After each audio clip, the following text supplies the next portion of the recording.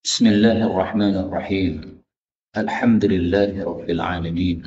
اللهم صل وسلم وبارك على محمد وعلى آل محمد.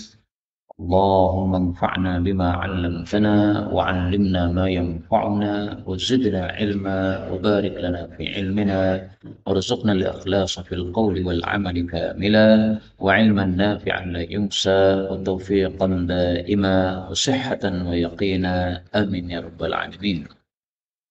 Alhamdulillah kaum muslimin rahimakumullah. Kembali kita lanjutkan pembahasan tafsir Al-Quran satu hari satu halaman. Kita sudah sampai pada halaman 557, yaitu surah At-Taghabun ayat 10 sampai dengan ayat terakhir ayat 18 insyaallah ta'ala.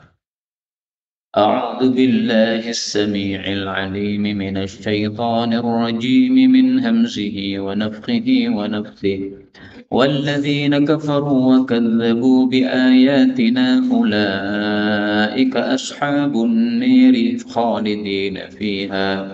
خالدين فيها وبئس المصير.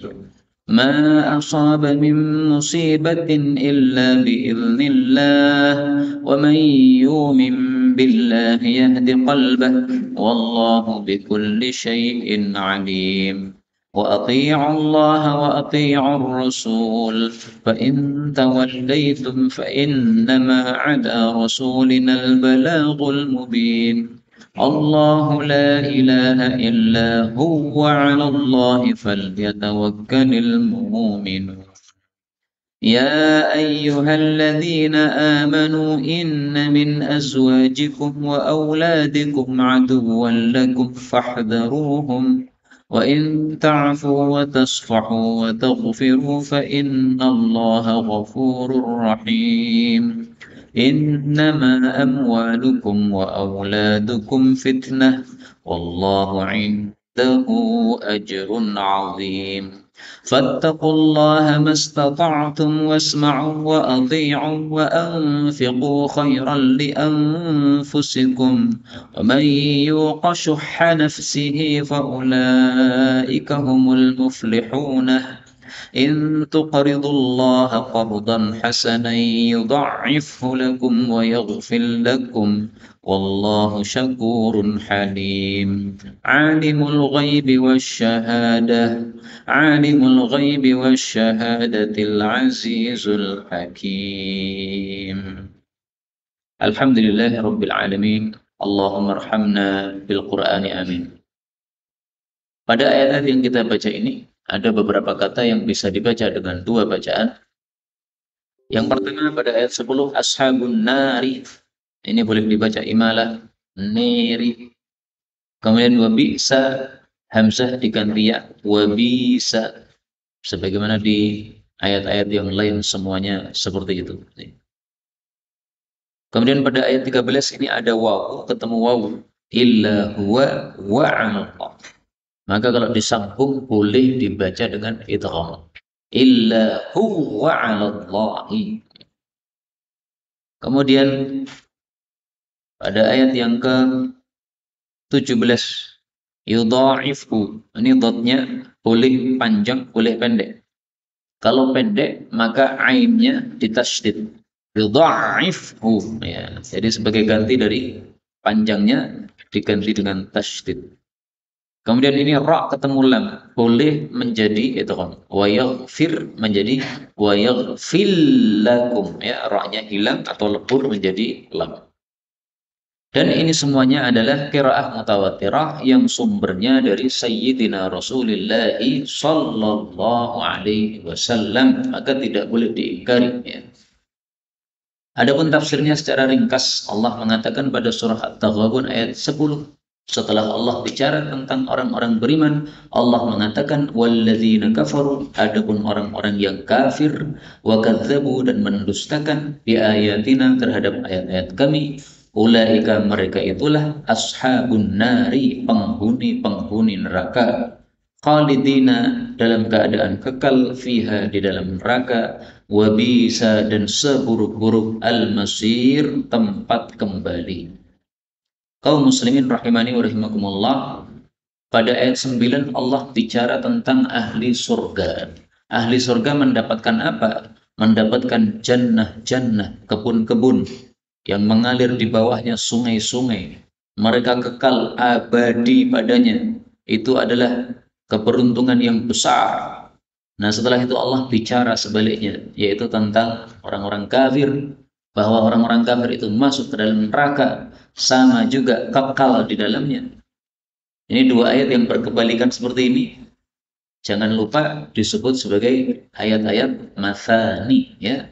Ayat-ayat yang setelah bicara tentang surga, lalu bicara tentang neraka, setelah bicara tentang nikmat, lalu bicara tentang nikmat atau siksa. Pada surah Az-Zumar ayat 23 Allah mengatakan Allahu nazzala ahsanal hadithi kitaban mutasyabihan mathani. Nah, mathani itu ayat-ayat yang seperti itu. Tujuannya apa? Kenapa ada ayat-ayat mathani?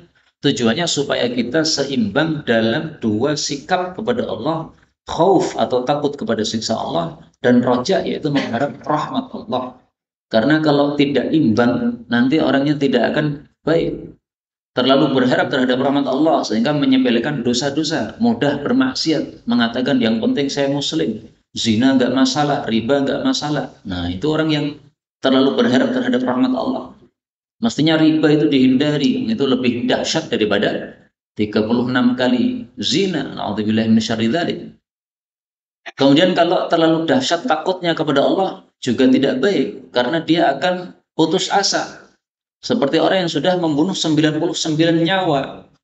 Tanya, saya masih bisa tobat tidak? Dijawab, tidak bisa. Maka orang yang menjawab langsung dibunuh juga. Jadi 100 orang. Itu karena terlalu takut kepada siksa Allah. Akhirnya malah putus asa begitu. Nah, supaya imbang maka Allah sebutkan ayat-ayat mathani seperti ini. Nah, ini kalau kita perhatikan bedanya tentang ahli surga. Ini Allah mengatakan khalidina fiha abada, kekal abadi. Sementara untuk ahli neraka Allah hanya mengatakan khalidina fiha, kekal, tidak ada kata-kata abadi. Tapi jangan salah paham. Bukan berarti bahwa kalau begitu berarti neraka itu tidak abadi. Nanti ada masanya di mana neraka itu sudah dihancurkan oleh Allah. Itu pemahaman yang salah. Memang ada yang mengatakan begitu, ada memang.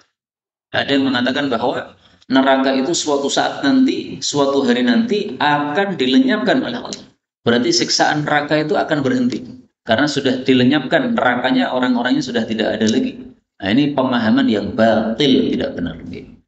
Kenapa? Karena ternyata dalam ayat-ayat yang lain, selain surat At-Taghabun, kita temukan juga untuk ahli neraka, khalidina fiha abada.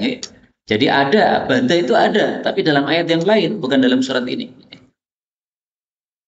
Kemudian istilah ashabun nar, ini ada dua macam maknanya.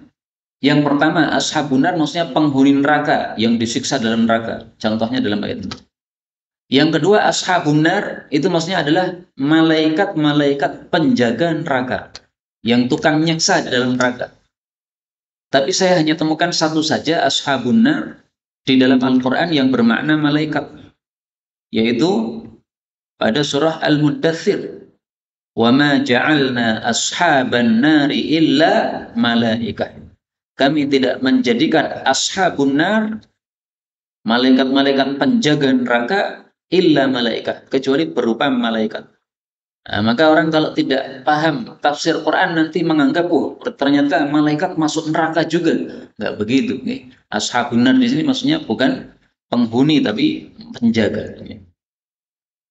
Kemudian Allah mengatakan ma asaba, tidaklah menimpa min musibah dari suatu musibah apapun illa kecuali biiznillah, dengan izin dari Allah, maksudnya dengan kehendak Allah.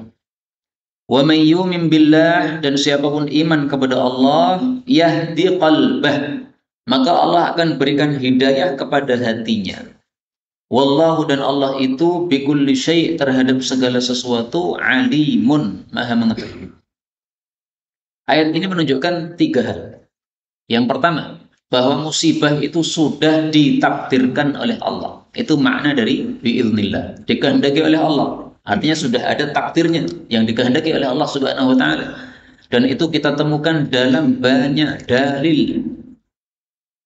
Misalnya, Nabi Shallallahu Alaihi Wasallam mengatakan di dalam hadis yang sahih, pada hadis riwayat Muslim, kataballahu ta'ala maqadir al-khalaiq. Allah telah menentukan takdir-takdir untuk seluruh makhluk. Musibah ini termasuk takdir untuk para makhluk. Qabla yakhluqas samawati wal ard, sebelum Allah ciptakan langit bumi, bi khamsina alfasana, 50.000 tahun sebelumnya. Wa arsyuhu 'alal ma', waktu itu singgasananya Allah di atas air. Karena belum ada langit dan bumi. Nah, maka kalau kita tahu bahwa ternyata semua musibah itu sudah ada catatannya, sudah ada takdirnya, kita orang beriman itu jadi mudah menerima. Misalkan kita punya adik, masih muda adik kita, dicabut nyawanya oleh Allah Subhanahu wa taala. Padahal baru saja menikah misalnya. Wah, ini kok kasihan sekali, baru saja menikah, baru semalam menikah atau baru sebulan. Jadi belum habis masa bulan madunya, karena biasanya kan bulan madu berbulan-bulan lagi. Nah, ini baru 1 bulan ini, belum selesai masa bulan madunya, tiba-tiba dicabut nyawanya oleh Allah. Kalau kita orang beriman tuh jadi bisa menerima dengan gampang. Memang usianya segitu, ya. Sudah ditakdirkan oleh Allah sejak sebelum dia lahir bahwa usianya segitu. Maka tidak akan bisa berubah. Karena itulah poin yang kedua dari ayat ini, Allah mengatakan siapa yang beriman kepada Allah, pasti Allah berikan hidayah kepada hatinya. Maksudnya hatinya jadi bisa menerima musibah. Karena itu tanda-tanda orang yang imannya sempurna, kalau mendapatkan musibah hatinya menerima. Itu makna dari yahdi qalbah. Allah berikan hidayah kepada hatinya, maksudnya menerima. Karena itu ringkasnya, kalau kita mendapatkan musibah, 3 yang harus kita lakukan. 1, menerima, dengan kata lain ridho. 2, sabar. Yang ketiga, ucapkan kata-kata yang diajarkan oleh Islam. Inna lillahi wa inna ilaihi raji'un. Kalau kita ridha, maka apa yang kita dapatkan? Kita akan mendapatkan ridha Allah Subhanahu wa taala. Sebagaimana sabda Nabi, inna 'idhamal jaza' ma'a 'idhamil bala. Besarnya pahala sesuai dengan besarnya bala. Jadi kalau kita mendapatkan bala, jangan teringat balanya, tapi ingat pahalanya. Maka sebagian ulama sufi ketika keluar darah dari jarinya malah nangis. Malah tersenyum. Kalau kita kan malah meringis dan nangis tadi. Dia malah tersenyum. Orang-orang kaget loh. Ini berdarah-darah kok malah tersenyum. Padahal bukan orang gila. Maka ditanya, loh ini gimana Syekh? Ini terkena senjata tajam tapi malah tersenyum. Maka beliau mengatakan, saya itu kalau mendapatkan musibah, yang teringat bagi saya bukan yang di depan mata, tetapi nikmat atau pahala yang sudah disiapkan oleh Allah bagi orang yang dapat musibah. Berdasarkan hadis ini, besarnya pahala sesuai dengan besarnya bala yang diberikan. Dan sesungguhnya Allah Ta'ala kalau mencintai suatu kaum, maka Allah itu malah memberikan ujian kepada mereka. Faman radhiya, siapa ridho dengan ujian Allah, falahur ridho, mendapat ridho Allah. Tapi sebaliknya, barang siapa yang murka terhadap ujian dari Allah, dia juga mendapatkan murka Allah. Hadis riwayat Tirmidzi sahih. Nah, ini yang pertama yang harus kita lakukan, ridho, menerima. Maka ucapkan kata-kata yang menunjukkan ridho. Anak mati, alhamdulillah. Alhamdulillah, kenapa? Ya karena anak kita mati berarti dia ahli surga. Karena tidak mungkin anak mati kok ahli neraka, gak mungkin. Yang ahli neraka itu kalau sudah balik, nah itu mungkin bisa ahli neraka. Kalau anak kecil nggak mungkin ahli neraka. Anak kecil nggak punya dosa, maka begitu mati kan kita senang. Alhamdulillah, berarti pasti masuk surga. Yang mengatakan Nabi, bukan saya ya. Anaknya orang Muslim semuanya, bahkan anaknya orang kafir semuanya kalau mati masih anak-anak masuk surga. Apalagi istri mati, ucapkan apa? Alhamdulillah, besok bisa nikah lagi, gitu. Bukan alhamdulillah senang, bukan dia. Alhamdulillah ridho. Alhamdulillah sambil nangis nggak apa-apa.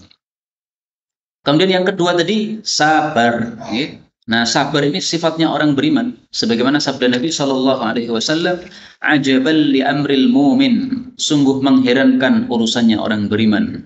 Inna amrahu kullahu lahu khair. Urusannya orang beriman selalu baik. Dan itu tidak terjadi kepada seorang pun kecuali untuk orang beriman. Apa maksudnya selalu baik? Kalau dia tertimpa musibah, dia mendapatkan nikmat, dia bersyukur. Maka itu menjadi kebaikan. Kalau dia mendapatkan musibah, dia sabar, maka menjadi kebaikan. Hadis riwayat Muslim. Kemudian yang poin yang ketiga, Allah terhadap segala sesuatu maha mengetahui. Apa kaitannya dengan musibah? Ya, kaitannya adalah bahwa Allah kalau memberikan musibah, itu bukan karena kezaliman, tapi itu karena maha taunya Allah. Sehingga Allah memberikan musibah sesuai hikmahnya Allah. Diberikan tsunami. Kenapa itu diberikan tsunami? Apakah berarti Allah zalim kepada hamba-hambanya? Tidak. Ini sesuai ilmunya Allah. Memang sangat bagus kalau orang-orang itu dikasih tsunami supaya ambil pelajaran, supaya orang-orang yang membangkang kemudian jadi kembali kepada Allah Subhanahu wa taala. Supaya tampak kepada orang-orang, ini ternyata tsunami ketika datang masjid-masjid masih berdiri kokoh. Nah, ini orang-orang jadi cinta masjid gara-gara itu. Nah, itu adalah maha bijaksana Allah Subhanahu wa taala. Kemudian Allah mengatakan wa Allah dan taatlah kepada Allah, wa atiiur rasul dan taatlah kepada Rasul yaitu Nabi Muhammad sallallahu alaihi wasallam. Fa in tawallaitum maka jika kalian berpaling dari ketaatan itu, fa innama maka sesungguhnya tiada lain ala rasulina atas rasul kami al balaghu menyampaikan al mubinu yang nyata. Ayat ini menunjukkan dua hal. Yang pertama, wajib taat kepada Allah dan juga taat kepada Rasulullah Sallallahu Alaihi Wasallam. Kalau begitu, berarti wajib mempelajari Quran sama mempelajari Sunnah. Maka saya senang di masjid ini, selain ada majelis tafsir seperti malam Rabu ini, juga ada malam Kamis ini, juga ada majelis hadis, ya malam Ahad atau malam apa itu. Nah ini sudah bagus seperti ini. Memang kita harus taat Allah, taat Rasul. Nah, bagaimana caranya taat Allah, taat Rasul? Ya pelajari kalam Allah, pelajari sabda Nabi, supaya kita ngerti apa yang harus ditaati apa. Kalau kita tidak mengerti apa perintah Allah, apa larangan, ya tidak mungkin kan mentaati Allah dan Rasul. Mentaati itu harus tahu dulu perintahnya apa, larangannya apa. Dan di sini perhatikan, wa atiullah wa atiur Rasul. Digandengkan oleh Allah. Ini tidak bisa dipisah, nggak bisa. Saya maunya taat Allah saja, Rasul saya nggak mau, nggak bisa. Yang disebut sebagai Qur'aniyin, ya, atau ingkarus sunnah, mengingkari sunnah Nabi, maunya pakai Quran saja. Cukup bagi kita Quran katanya. Hadis-hadis Nabi dibuang semuanya, nggak bisa. Kalau kita mencukupkan dengan Quran, sholat 5 waktu caranya gimana? Apa ada ayat menunjukkan sholat itu dimulai dengan takbir, kemudian ruku? Nggak ada. Urutannya itu semuanya dalam hadis. Tapi orang-orang yang ingkar sunnah, mengingkari sunnah Nabi, itu sebenarnya mereka itu faktanya tidak bisa mengingkari sunnah. Buktinya kalau nikah pakai cara sunnah. Kemudian kalau ada orang di antara mereka yang mati, dikubur dengan cara sunnah. Mana ada mengkafani jenazah dalam ayat Quran? Enggak ada. Adanya dalam hadis Nabi Sallallahu Alaihi Wasallam. Maka ini adalah dua gandengan yang tidak bisa dipisahkan. Sampai-sampai dikatakan oleh para ulama, ada 3 ayat yang turun dalam keadaan makrunah digandengkan dengan ayat yang lain, yaitu aqimus salata wa atuz zakat. Salat sama zakat harus gandeng. Kalau mau salat tok tidak mau zakat, salatnya nggak diterima. Kemudian wa Allah wa atiur rasul, taat sama Allah, taat sama Rasul. Kalau taat sama Allah saja tidak mau taat sama Rasul, tidak diterima. Kemudian yang ketiga, anishkulli wali walidayk. Bersyukurlah kepada Allah juga kepada kedua orang tua. Kalau maunya bersyukur kepada Allah, tapi kemudian membangkang kepada orang tua, tidak menghargai orang tua, maka berarti tidak diterima syukurnya kepada Allah Subhanahu wa taala. Ini sudah 3 yang digandengkan, nggak bisa dipisahkan. Seperti ada orang mengatakan ada gula, ada semut. Ya, ada gula pasti ada semut. Nah, maka ada atiullah pasti ada atiur Rasul, nggak bisa dipisahkan. Kemudian yang poin yang kedua, ayat ini menunjukkan bahwa kewajiban Nabi hanyalah al-balaghu, menyampaikan.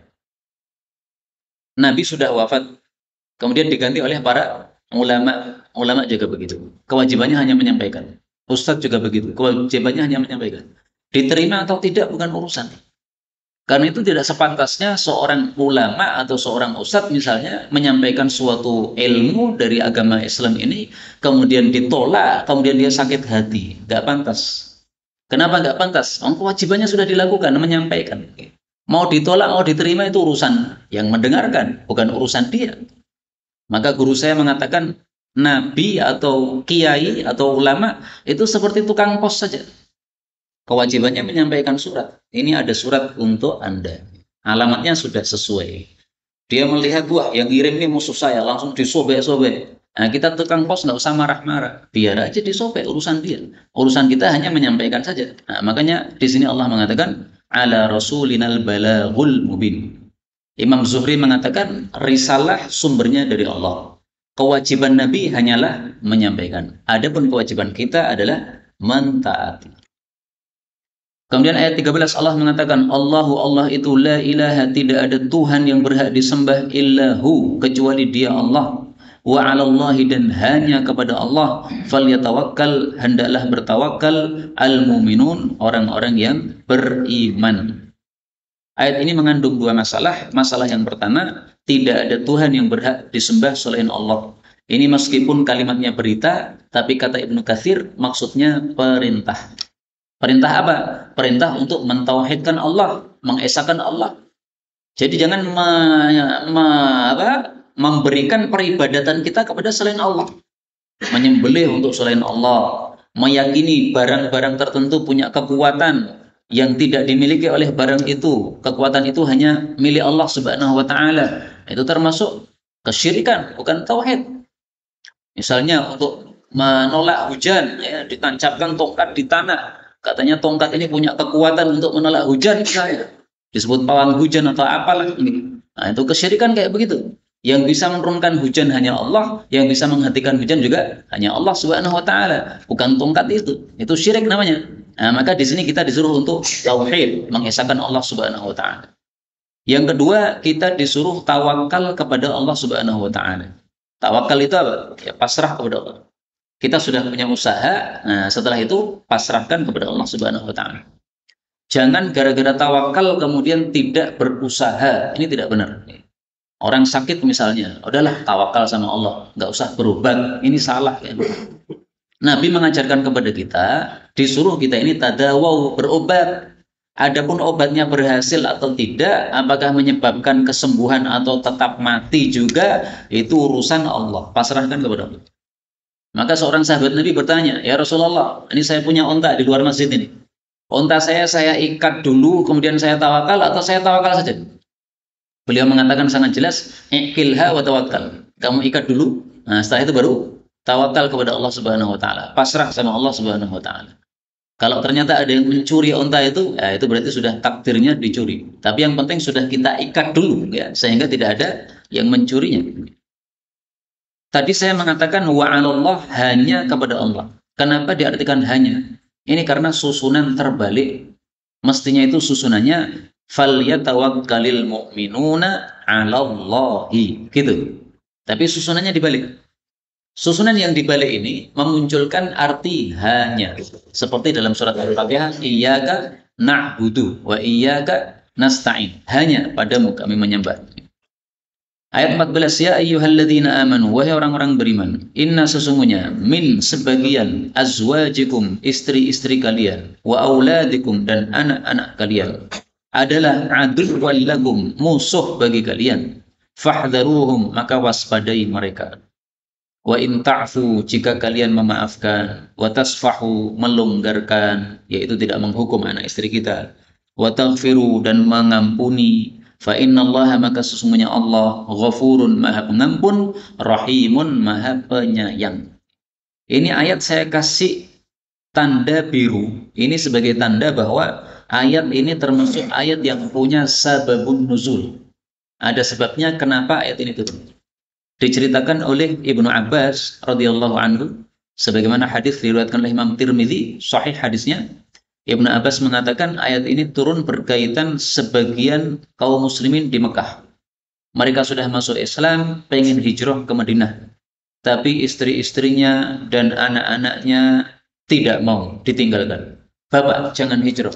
Di Mekah saja. Akhirnya hijrahnya lambat, nggak hijrah-hijrah. Nah, begitu mereka akhirnya hijrah juga, datang kepada Rasulullah SAW, tapi terlambat. Kemudian melihat para sahabat-sahabat yang sudah hijrah itu, mereka sudah pada paham-paham agama, sudah lancar-lancar baca Quran, sementara dia masih gradul misalnya, kalau orang Jawa. Maka mereka pun marah, kemudian ingin menghukum anak istrinya. Gara-gara kalian ini saya bodoh terus gak paham-paham agama, karena gak segera hijrah. Maka Allah turunkan ayat ini. Wahai orang-orang beriman, sebagian istri kalian, sebagian anak kalian adalah musuh bagi kalian. Maka waspadai. Kalau kalian memaafkan, melonggarkan, mengampuni, Allah juga mengampuni. Artinya tidak usah dihukum. Itu yang lalu, sudah. Yang penting kamu sudah dikasih taufik oleh Allah, akhirnya hijrah bersama anak istrimu. Sudah. Apa yang terlambat, apa yang terlewat, dimaafkan saja. Toh itu juga kesalahanmu sendiri. Kenapa kamu mentaati anak dan istri? Jangan mentaati anak istri. Taatilah Allah Subhanahu wa taala. Maka yang dimaksud aduan di sini, ya, anakmu dan istrimu adalah musuh. Musuh di sini maksudnya adalah kadang-kadang anak istri itu menyebabkan kita jadi terhalang dari amal soleh. Kalau zaman dulu misalnya mau jihad, istrinya mengatakan, jangan jihad, nanti mati gimana? Saya jadi janda nanti. Nanti anak-anak jadi yatim nanti. Akhirnya nggak berangkat jihad. Nah, itu aduan. Atau mau berangkat ngaji, nggak usah ngaji. Nanti kalau ngaji lama-lama jadi teroris. Kan ada yang suara gitu Pak ya. Jadi kalau ngaji kemudian jenggotnya panjang, kemudian celananya cingkrang, itu katanya jadi teroris katanya. Nah, padahal tidak ada terorisme dalam Islam, nggak ada.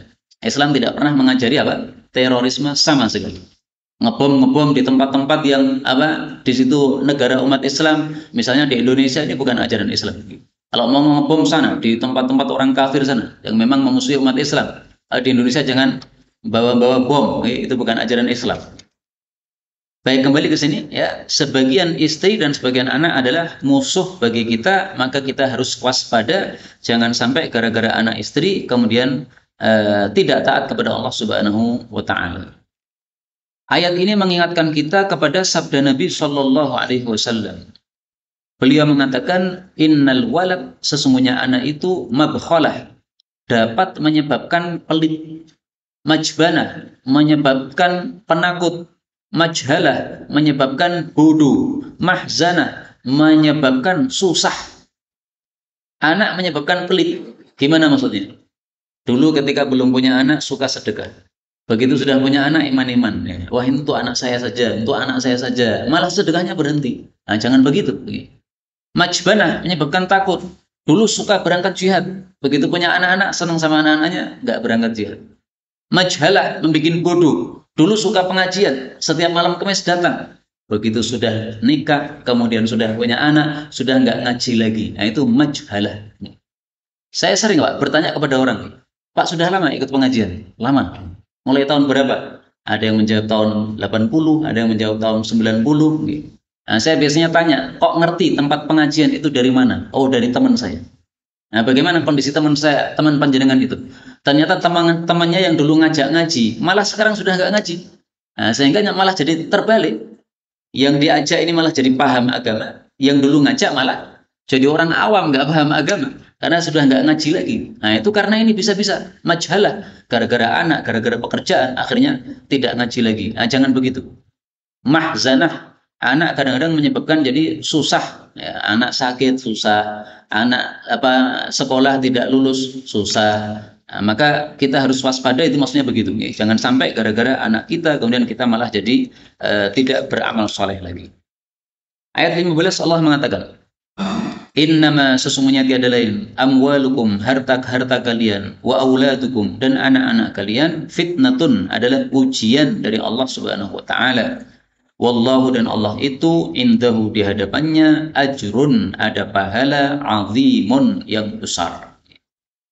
Saya itu mikir-mikir Pak, ini kaitannya apa ya? Harta dan anak adalah ujian. Maksudnya Allah menguji kita. Dikasih harta, dikasih anak, apakah kita mensyukuri atau tidak mensyukuri? Diuji oleh Allah Subhanahu wa taala. Kemudian tiba-tiba Allah mengatakan Allah itu punya pahala yang besar. Saya mikir kaitannya apa ini kaitannya? Ibnu Katsir tidak menjelaskan. Tapi tampaknya wallahu a'lam, ini sindiran dari Allah Subhanahu wa taala. Kamu itu dengan harta, dengan anak itu bisa dapat pahala besar. Kalau mau cari pahala. Makanya tergantung kita ya, dikasih harta oleh Allah untuk cari pahala atau tidak. Untuk cari pahala sangat gampang sekali. Ada orang miskin butuh duit, ya kita berikan bantuan sesuai keperluan dia. Ada pembangunan masjid, kita ikut meskipun satu sak semen. Ada pembangunan pesantren, kita ikut. Nah, ini kan berarti ajrun azim, pahala yang besar ini.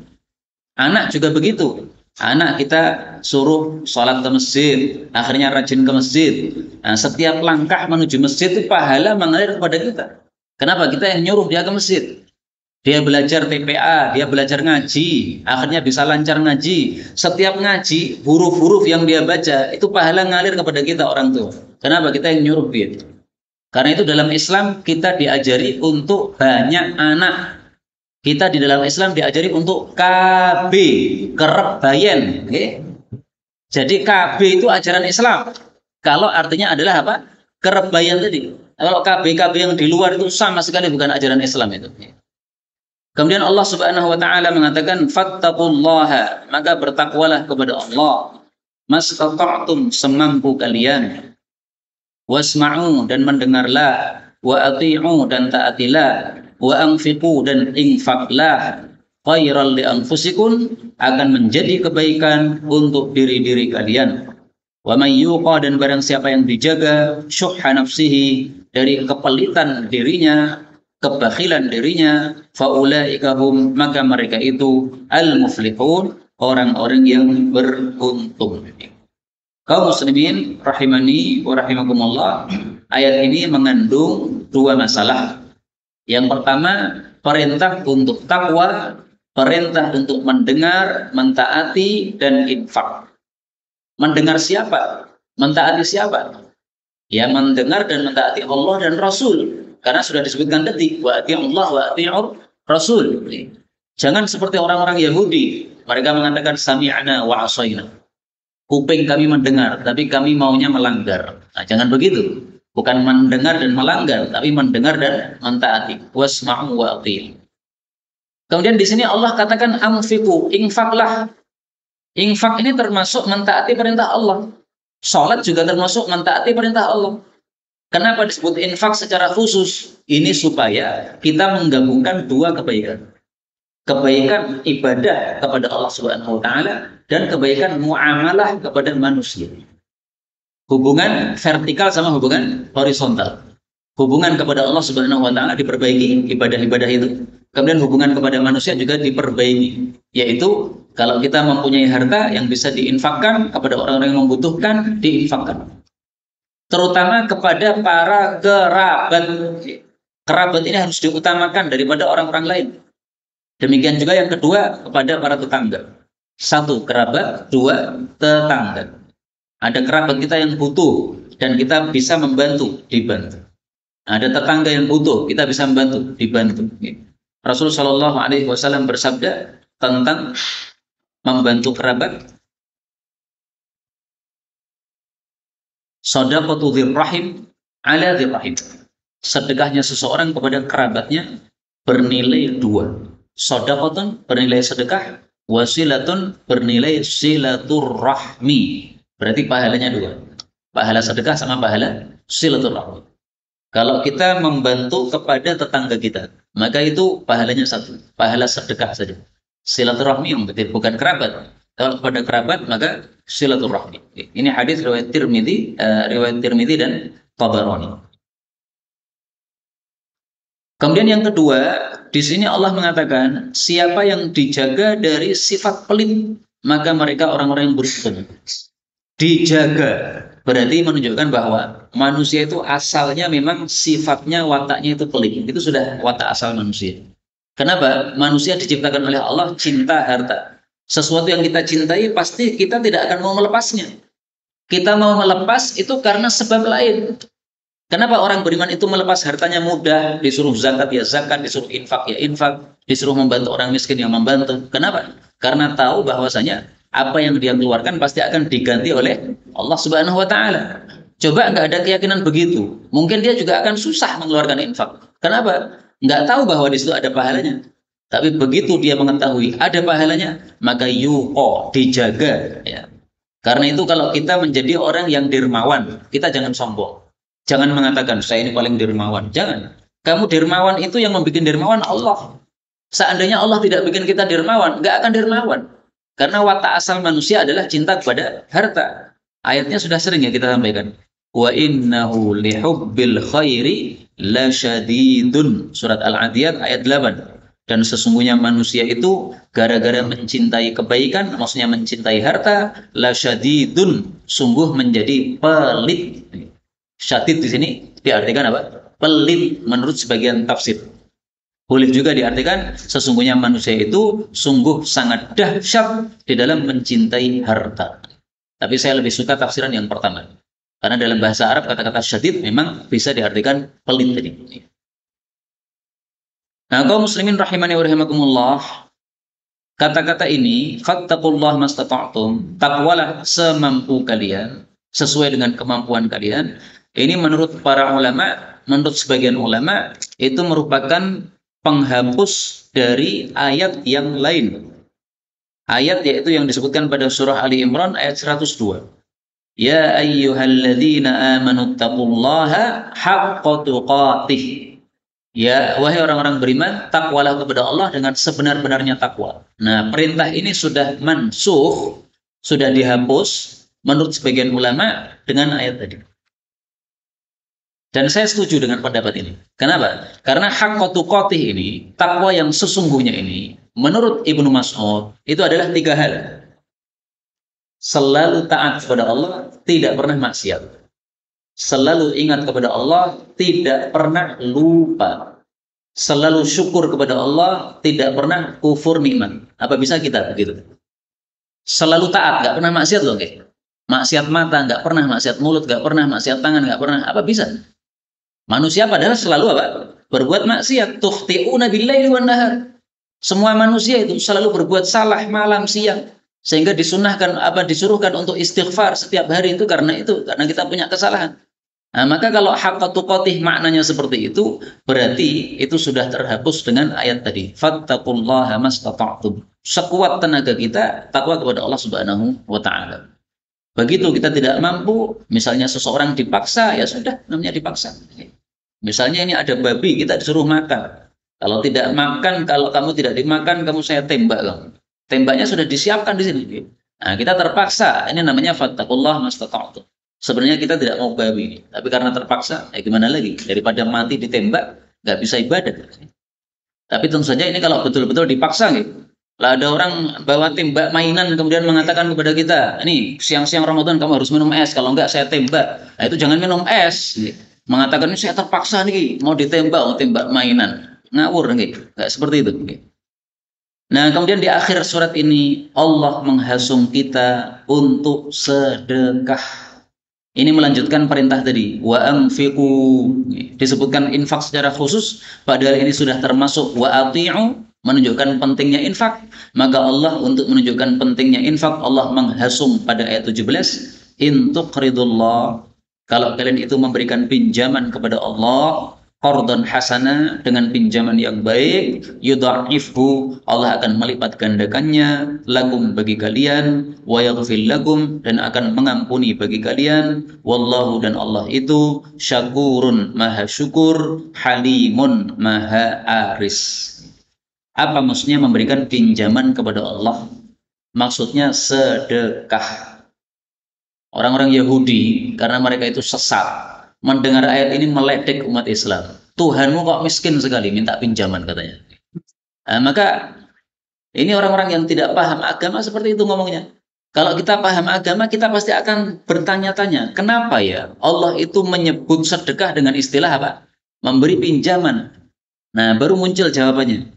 Orang kalau dipinjami pasti akan mengembalikan. Nah, Allah mengatakan sedekah itu adalah meminjami Allah, itu isyarat bahwa kamu sedekah pasti akan diganti oleh Allah. Jadi sedekah itu nggak akan sia-sia, pasti akan diganti oleh Allah Subhanahu wa taala. Dalilnya dalam Quran. Ini termasuk ayat yang apa? Yang harus kita hafal. Wa ma anfaqtum min syai'in fahuwa yukhlifuhu. Surah Saba ayat 39. Ini harus dihafal. Apapun yang kalian infakkan, maka Allah akan menggantinya. Dan Allah itu kalau mengganti tidak mungkin mengganti yang selevel atau semisal. Pasti akan diganti yang lebih banyak. Karena itulah Allah mengatakan wa huwa khairur raziqin. Allah itu sebaik-baik pemberi rezeki. maka tidak mungkin akan memberi ganti yang semisal, tidak mungkin. Dan itulah juga makna syakurun. Allah maha bersyukur. Apa maksudnya bersyukur? Kata Ibnu Katsir, maha bersyukur itu maksudnya membalas yang sedikit dengan balasan yang besar. Maka ini isyarat bahwa infak itu sekecil apapun, meskipun satu butir kurma, kalau kita infaknya ikhlas, maka balasannya akan besar sekali di hadapan Allah Subhanahu wa Ta'ala. Ya. Maka hadis ini saya nggak bosan-bosan menyampaikan hadis tentang masalah itu yang diriwayatkan oleh Bukhari Muslim. Rasulullah Shallallahu Alaihi Wasallam bersabda, "Man tasaddaqa bi'adri tamrah." Siapa yang sedekah hanya sekitar satu butir kurma kecil, min kasbin thayyib, tapi hasil dari hasil yang halal, wala yaqbalullah illa thayyib, memang Allah hanya menerima yang halal, fa innallaha yataqabbaluha biyamini. Allah menerima sedekah tadi dengan tangan kanannya Allah. Tsumma yurabbiha li sahibiha. Kemudian Allah merawatnya untuk orang yang sedekah tadi.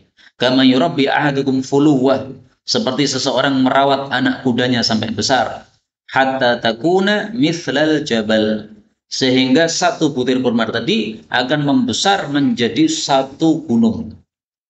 Bayangkan ini Pak, satu butir kurma dilipat gandakan oleh Allah menjadi segunung. Itu berarti berapa kali lipat itu? Gak bisa dihitung ya, udah gak kebayang lah, pokoknya banyak sekali. Makanya yang dimaksud di sini yudha'ifhu, Allah melipat gandakan. Ini maksudnya melipat gandakan dengan pelipat gandaan yang sangat banyak sekali. Dalilnya apa? Dalilnya dalam surat Al-Baqarah ayat 245. Man dzalladzi yuqridullaha qardan hasana. Siapa yang mau memberikan pinjaman kepada Allah dengan pinjaman yang baik, fayudha'ifahu lahu adha'afan katsirah. Allah akan melipat gandakan untuk dia dengan pelipat gandaan yang banyak sekali. Satu butir kurma menjadi satu gunung. Maka kita sedekah 50.000 akan menumpuk menjadi segunung 50.000. Berarti berapa triliun itu? Enggak kebayang. Masya Allah. Ini fadilahnya sedekah seperti itu. Karena itu kaum muslimin rahimani wa rahimakumullah. Dengan ayat ini, marilah kita menasihati diri kita masing-masing bahwa kita hendaklah menginfakkan sebagian harta kita. Kalau kita punya pekerjaan, kemudian mendapatkan hasil, sebisa mungkin ya, hasilnya itu tidak dimakan semua.